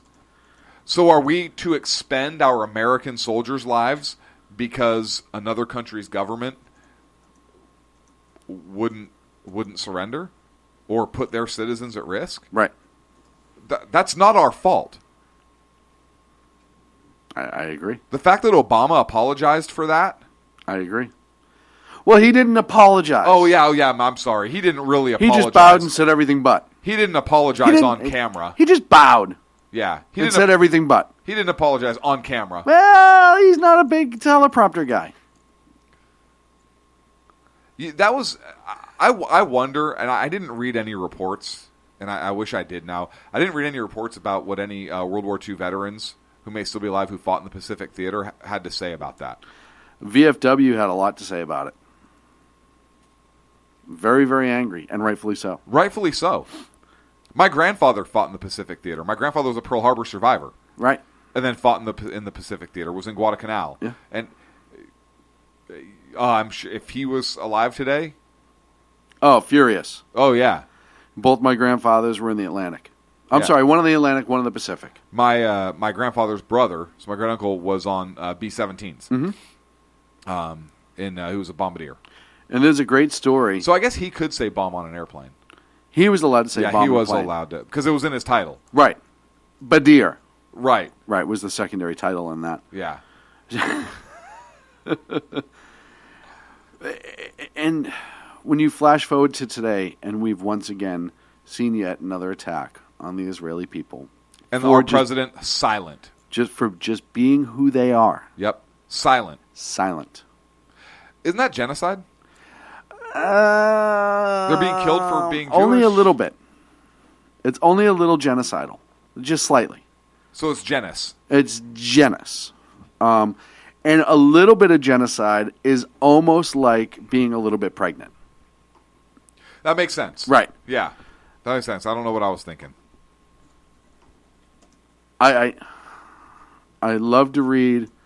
You know, it's amazing. And one of the things that always brings this country together, at least in conversation, is when you start talking about World War II and your relatives. I'm reading in the chat room, Agador put up earlier that his uncle was in Patton's army. Jenna in the chat room is talking about how her grandfather assisted in the rescue of POWs in the Philippines. It's amazing how when you talk about World War II, those of us who are educated in our generation have a tendency to immediately have that pride. Mm-hmm. Hey, this is what my family did to help in that huge cause. Yeah. And this is pretty amazing. And you don't see it as much more and more. I've literally heard people say, yeah, I think my uncle was in Vietnam. Or I think my grandfather was in World War II. What did he do? I don't know. Yeah, well, why? Really? Yeah, how don't you know? You have the personal bridge to the greatest generation. Yeah. And you could have crossed it and had so much knowledge presented upon you. One of my greatest regrets in my life, as much as I talked to both of my grandfathers about it, I was very young at the time. There was a lot I didn't understand. And I still wish to this day that I had a few more hours to ask them some questions. Mm-hmm. Because it's just natural. Once you get to a certain age, you start realizing the totality of things. I just thought my grandfathers were badasses, and they were. Mm-hmm. You know, my grandfather Lewis, my father's father, had a samurai sword that he took off a dead Japanese officer, hanging in his personal bar, along with the Japanese flag that they captured off in a Japanese ship, hanging in the bar. Spoils of war. Proud of it. Yep.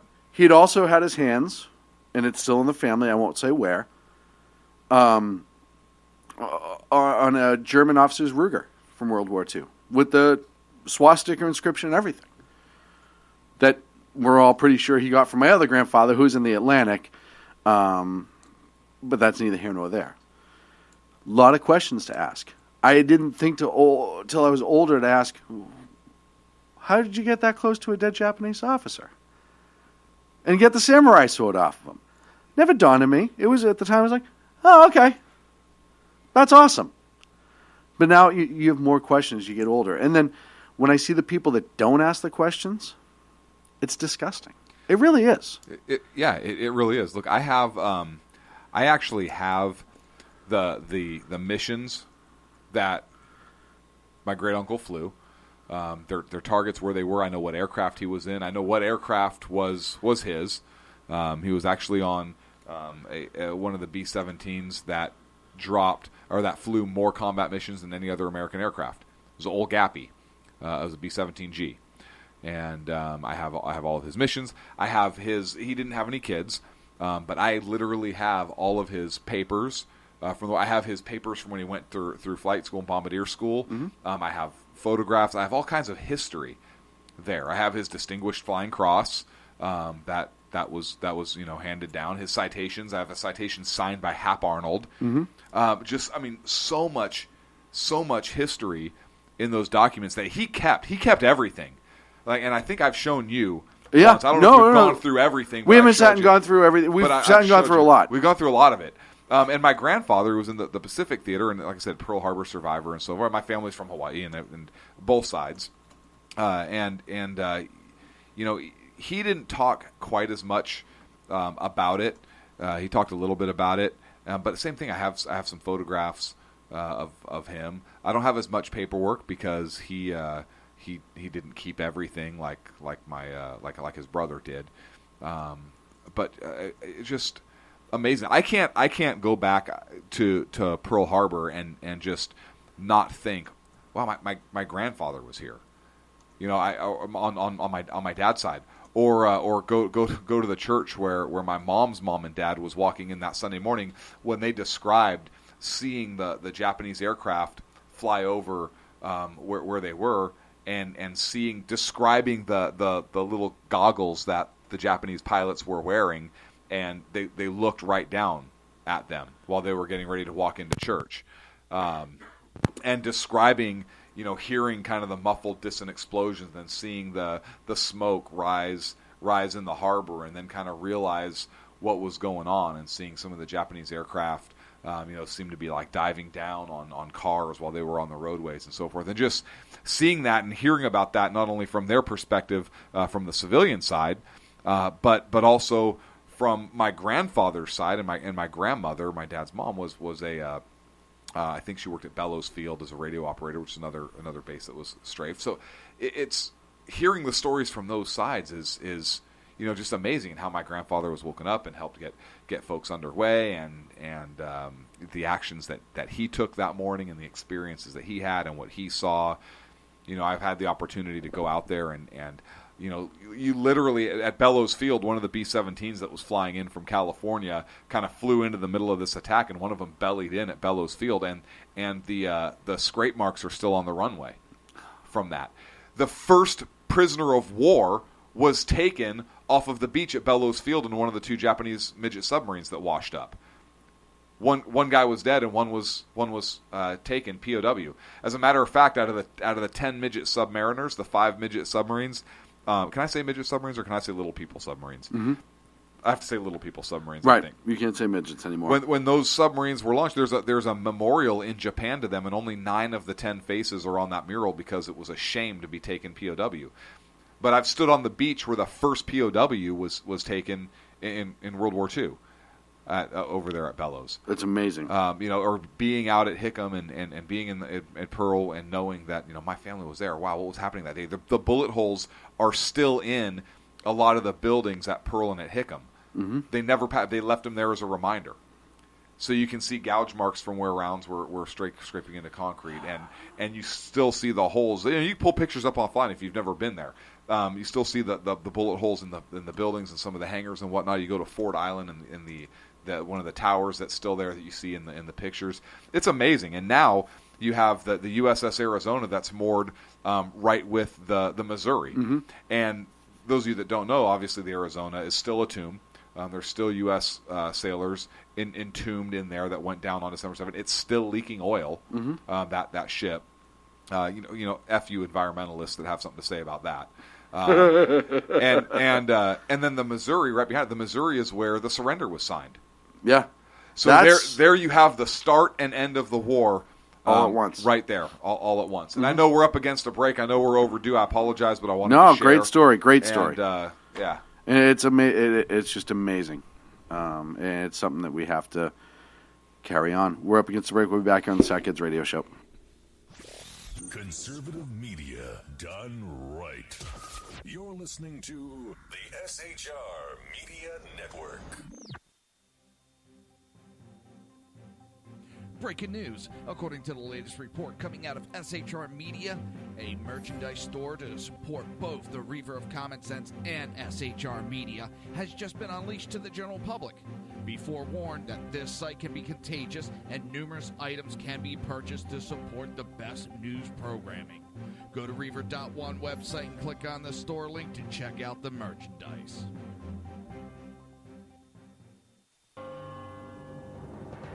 Hello, I'm Matt, a student at Hillsdale College. Here is Hillsdale President Larry Arnn on the continuing relevance of the Constitution. Many argue today that the Constitution is outdated because it addresses problems peculiar to the 18th century. Some parts of the Constitution do read rather quaintly. Consider the injunction against titles of nobility in Article 1, Section 9 of the Constitution. But is that so outdated? The purpose of the injunction is to prevent the government granting special privileges to some for partisan reasons. This strikes at the heart of the rule of law. The crony capitalism so common today is a place where the government bestows favors and tax dollars on some businesses to give them a leg up over others. This is exactly the kind of thing the Constitution was meant to prohibit. The Constitution is not so outdated after all. This Constitution Minute was brought to you by Hillsdale College. To join the national conversation on the Constitution, go to constitutionminute.com. Times are dark. The people misled by corrupt politicians, lied to by establishment media, and deceived by the false messages of Islam. A nation in confusion needs a guide. It needs a man with a cane. I'm Dave Milner. Join me on Spreaker, SHR Media, High Plains Talk Radio, Live Rebooting Liberty, and YouTube for a unique brand of commentary on the unpleasant blind guide. Because truth is not always pleasant. In a world controlled by corrupt politicians. You got a business. You didn't build that. A team of ordinary men emerge from the ashes to give voice to the voiceless and hope to the hopeless. Sackhead Sean. Dude, I'm not saying Kaufman was stupid, bro. Sackhead Clint. All good friends of ours usually show up drunk. Also starring Sacco as the producer. I'm a little bit drunk, 'cause I'm drinking. They are the Sackheads Radio Show. Every Wednesday at 8 p.m. Pacific on SHRmedia.com.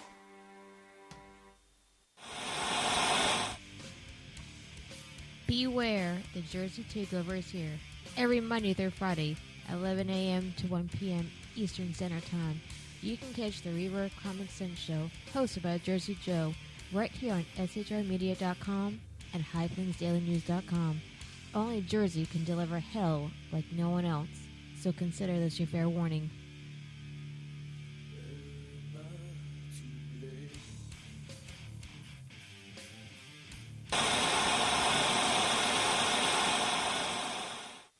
Conservative media done right. You're listening to the SHR Media Network. And welcome back to the Sackheads Radio Show live in the SHR Media Network. We appreciate you sticking around for the whole second hour. Yeah, not a problem. Look, it was a really good conversation, so I was happy to stay. Wasn't talking to you. Oh. Remember, if you have hate mail for Sackhead Clint, it's shrhatemail@gmail.com. Or www.screwoff. Or if you want to tweet him exactly, it's Sackhead Clint on Twitter. Let's see if you broke. I want to see if you broke the plane this evening. I like how when you set goals, typically it happens. Like what was the first goal you set? Like 10. 10. Right? I think 10. And then we officially have you. You ready? Drum roll. Yeah. Yeah. 70.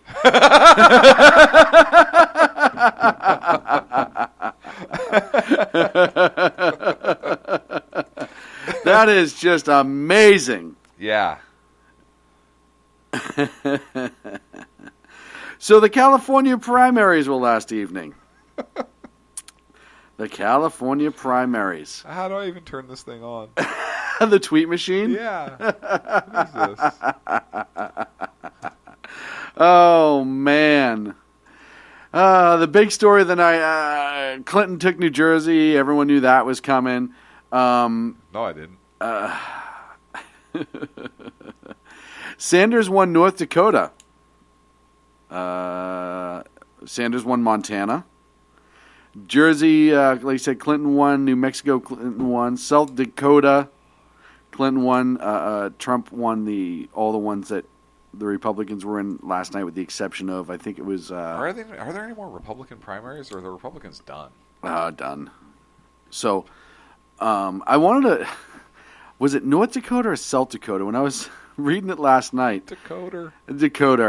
There was 126 Democratic votes for Hillary Clinton and 218 for Bernie. He won by a landslide. Where was this? It was one of the Dakotas. I forget exactly which one. It's a caucus state versus just a straight primary, but still, it's pretty damn comical. When your total numbers are in the low hundreds, shows you a little bit about that state. The only one left, I believe, is D.C. coming up next week, and Hillary's already projected to win that. Perfect. They've already called it for Hillary. Perfect. Polls haven't even opened. Right. The stripper polls are. As we mentioned earlier in the show, the biggest surprise of the night was California. We've been told for 2 weeks that it was going to be literally by a 2 point. Weird. Could take days to certify. Weird. We already talked about that, though. Weird. And a 30-point difference. Hey, completely unrelated story. What? Nothing, go on. No, completely unrelated story. I wonder where the Secretary of State in California was last night. Who endorsed Hillary? I want to say at Hillary. And polling didn't bear that out at all. Weird. Right. It's very strange. Odd. It's strange. We're not saying anything shady's going on. I want to be perfectly clear. We're not saying that the California Secretary of State, who endorsed Hillary Clinton, who's supposed to be impartial and conduct elections fairly and equitably, we are not saying whatsoever that even though polling was so tight, they probably should not have been able to call it that soon, yet Hillary won in a landslide as calculated by the Secretary of State's office, which is completely outside of any polling anywhere. We're not saying that there's anything shady going on there. No, and why would you? No, we're just simply making an observation. And I do have one clip from Hillary. They both had press conferences last night. And this was Hillary on her primary win. Yeah.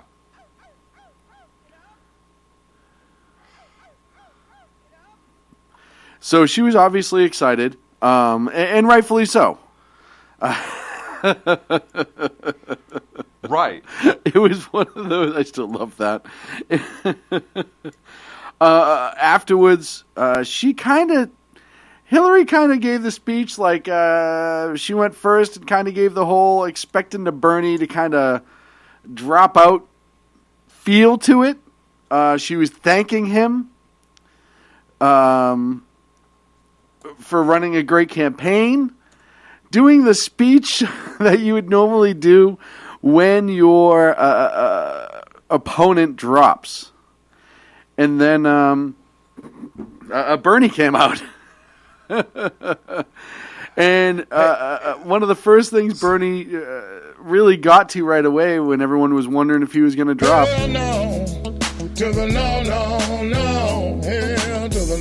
He's got a lovely voice. No, that was Obama. That was Obama. I thought allegedly that was Obama. We heard. You know, speaking of dropping it like it's hot. I wonder if the Democrats felt the burn, and that's why they're dropping him. Well, a little bit of penicillin Like for the it's burn. hot. A little bit of Yeah. penicillin for the burn. Bernie came out and he essentially said, "We're fighting it to the end. Yes, we're not done. You're not Yes. getting rid of us that easy." Right.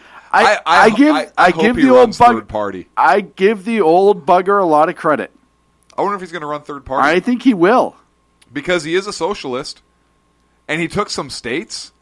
Yes. I bet he could pull some electoral votes. I think he could spread her out. The votes. The Don't votes. be dirty talking about No, Clinton right now. I know where you're going with that. I mean, I think you're right on that, but could you just picture that for a moment? Well, he is a feisty old bugger. He is. He really is. Picture that feisty old bugger spreading. No, No, just picture it for a second. Oh, come on. Look, here's a picture. Thank you, Mr. President, for weighing in on that visual. Thank you. I do think that Byrne's going to run third party. I think he might. I think you could very well see the first Democratic socialist running in the presidential election on that scale. And absolutely, he's listen. She tried last night to do the whole, "Hey, Bernie, you did good. Sorry." Yeah, pat him on the head. Yeah, just go back to yelling at the wall, you crazy old bastard. And he came out and he said, she was like, "Yeah, go pounce in there, hill dog." Right. Ain't happening. We're not done. I give him a lot of credit for not succumbing to the pressure. Because there was, I think it was the day, it was the primary day, 7th, yesterday. Middle of the afternoon, they announced that Bernie was going to have an unscheduled speech, and everyone thought it was a concession speech. And my first thought was, he cut a deal. Hillary got to him. He cut a deal. He's going to have a cabinet post. And it didn't happen. And I think at this point now, he's going to see it through to the end. I just think, and you listen to his speech last night, and he's going more socialist as time goes on, not less. He's not moving to the center. He's going further left. And talking about social justice and the treatment of minorities and the typical progressive Democrat socialist, he's hitting every single box. He's not pulling back. And obviously, I have no love for his politics whatsoever. No. But as a candidate, I got to give him credit. Look, I give him credit because he speaks his mind and you know exactly where he stands. Yes. Right? Yes. And yes, does he not believe in full socialism where he will be in absolute power and live a lavish life while all the other people suffer? Of course he does. He's a socialist. Right. That's how it works. The leadership always lives like a king, and the peasants are just that, peasants. Right. He's not a poor man. He's not a poor man. He drives a $150,000 Audi sports car. The little one that looks kind of like a Lamborghini thingy. I don't know what it's called. Tesla? Not even an American car. It's an Audi. Huh. It's weird, because where's Audi made? Germany? Oh, is it? And he's Jewish, isn't he? Yeah. Huh. What? If that car just went out of control one time and hurt him, nah, that's conspiracy theorist.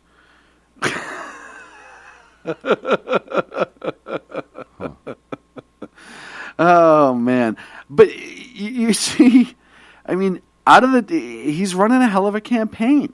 He's doing a good job as a socialist. Like I said, as a conservative, I get no love for him. But as a pundit, sitting back and watching him run this campaign, he's doing a hell of a job. And he's out Hillary Hillen. He's out Hillary-ing. He's out Hillary. Hill-dogging? He's out hill-dogging the hill dog. It's like prairie dogging. No, that's a totally different thing. Is it? Yes. I don't even know. So confused. By the way, if he runs third party, I think he'll get some electoral votes. Last time that happened was George Wallace. Really? Yep. 1968, George Wallace, as an American independent, pulled 46 electoral votes. Richard Nixon, 301. Hubert Humphrey, 191. That's amazing. Yep. And then the other people who've run third party since that time have pulled 0. John Schmitz, the American Party, Eugene McCarthy, Independent, John B. Anderson, Independent, and then Ross Perot in 92 and 96 for Independent, and then Reform Party, and then Nader with the Green Party in 2000. In the last 3 elections, no one. But the actual last third party candidate to get electoral votes was 1968. Wow, George Wallace. And you could see that yet again. Yeah, and then prior to that, it was 1948 with Strom Thurmond. 39, States' Rights Democrat. Strom Thurmond. That name sounds familiar. Big liberal guy, right? Yeah. Yeah. By the way, there was a socialist who ran in 1944, 1936. No, excuse me, going all the way back to 1928. Socialists have been on the ticket. And if you look, you can actually go back before that. Social Democratic Party, Eugene Debs. But after that, 1904, Debs listed as socialist. 0 electoral votes. 1908, 1912, 1916, 1920, 1924, progressive socialist, Robert La Follette.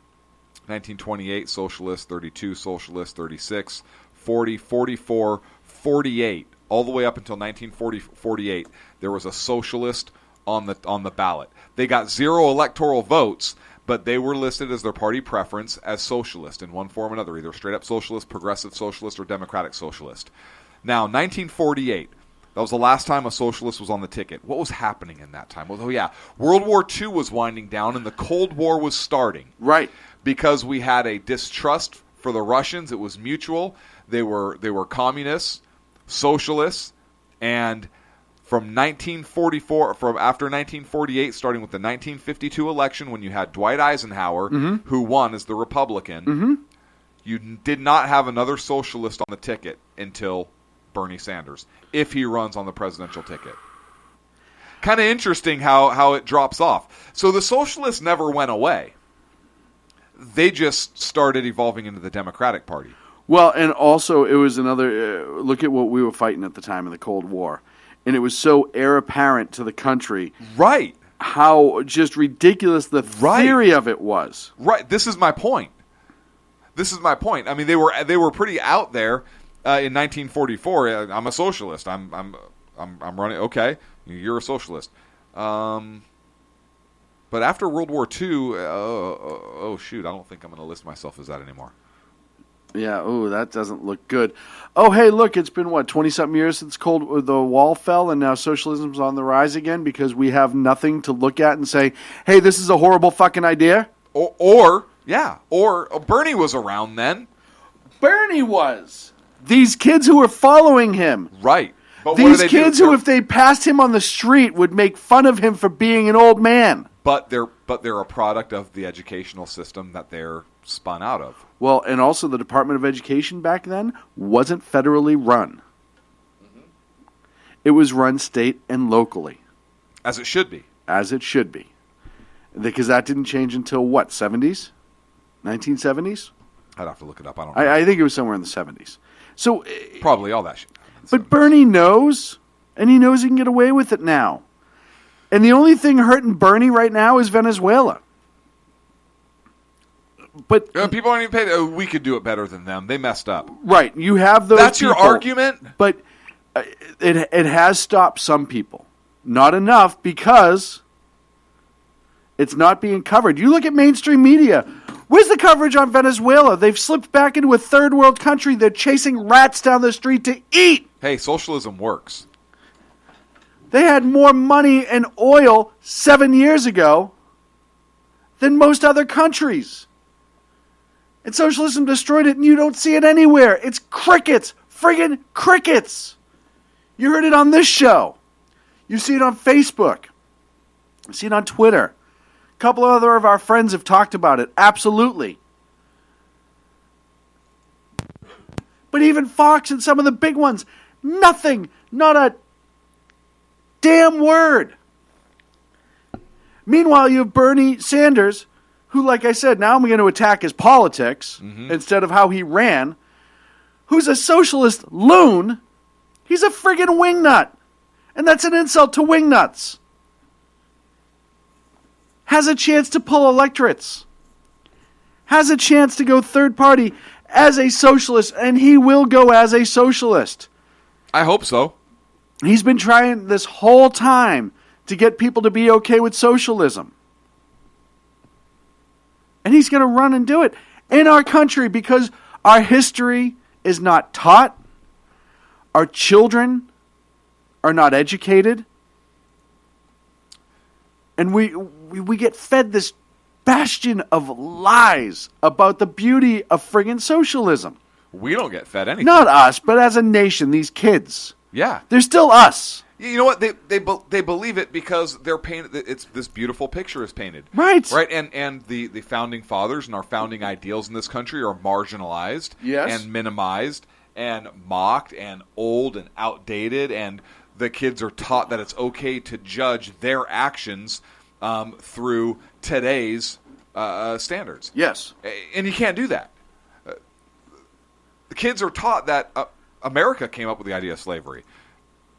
Right. America had... No. Guess what? America freed the slaves. Yeah. When we were British colonies, we had slavery. Right. We worked to free them as soon as we became a nation.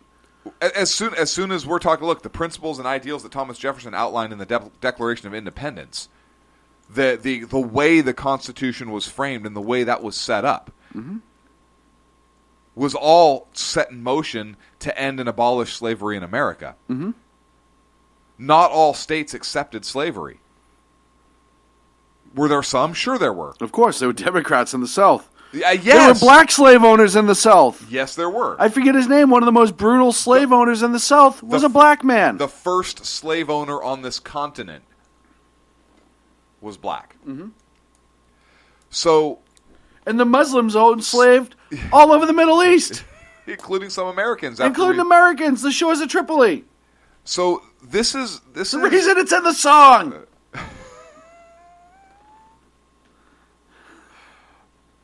Look. God damn it. I know. But this is what happens when you don't teach history, right? Right. Kids don't learn that, no, Americans ended slavery. We ended slavery through our founding documents and all the way up until it culminated in a civil war for states' rights and other things, but it was certainly a catalyst. So the Republicans actually started the civil rights movement. Shh, that's a dirty secret.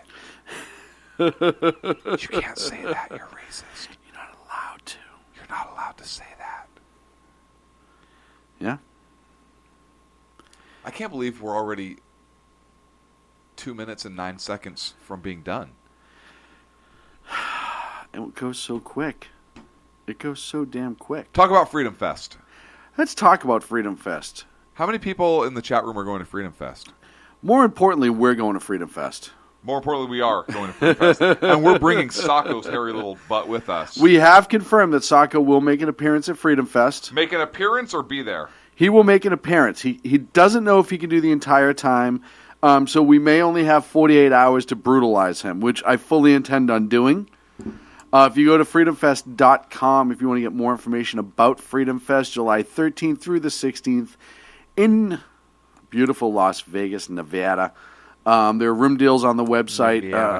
You can get flight deals. Hey, Southwest right now has a $49 round-trip deal from California to Las Vegas. So if you're in the California area and you want to go to Freedom Fest, it's a no-brainer. Yeah. It's a no-brainer. Fortunately, we have a business credit card. Yeah, so we're actually going first class. Right. That means we're going to pay the $15 or whatever it is to get checked first. in automatically, right? That's all that means. And the title of Freedom Fest, so the theme this year is Freedom Rising. A little bit from the website. This the first line, which I love. What is freedom? For many is found in the Bill of Rights, the Constitution, and the Statue of Liberty. So it tells you what kind of event Freedom Fest is going to be. We're looking forward to it. Going to be awesome. We're going to be right on Media Row, and we're absolutely excited. And if you want to advertise with us for that week, including at our booth, reach out to us, sackheadsradio@gmail.com. Thank you, sir, for being with us tonight. Are we going to pose for photo ops this year? Hell yeah. Are we? $15 a piece. $15 a piece. We're going to pay you $15. It's a gigantic it's a gigantic capitalist event. Right. Who would blame us for it? That's what I'm saying. They would all be like, "Oh, you're not charging for your autograph? I don't want it then." Oh, man, we're looking forward to it. Hey, make sure you check out all the great shows here on the SHR Media Network. Picking it up tomorrow morning with the Bill Martinez Show. Stick around after that. Jersey Joe will bring you through your afternoon if you're on the East Coast. If you're on the West Coast like me, you get to listen to him as you have coffee. Great programming all afternoon and through tomorrow night. The Exceptional Conservative Show tomorrow night. Of course, Agador's all over the Unpleasant Blind Guy is all over the SHR Media Network. News and commentary, Dan Butcher. Check out our media partner, High Plains Pundit, and all the great stuff he's got going on over there. Sitting over there with the big nose staring at me with a goofy grin on his face is Sackhead Clint. Sitting over there with his big hairy belly staring at me like Baloo, just all rocking back is Sackhead Sean. Bare necessities, the simple bare Stop. necessities. See you next week. Love you. I was talking to you, Sean. The best late-night conservative talk show in America, Sackheads Radio. And listen, there are no people better on the air to give you the best in conservative talk than Sackhead Sean and Sackhead Clint. And we're working on the immigration papers for a certain other guy who happens to work here, too. For those who are tuning in around the world to the best in late-night conservative talk, Sackheads Radio. Sack News. Sack News. Radio. Sack News. Sack News. Radio. Sack.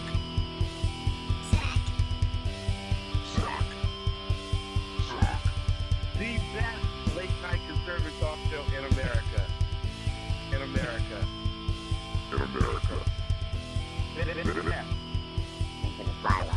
And in this web was a large, I'm pretty sure it was the biggest spider I've ever seen.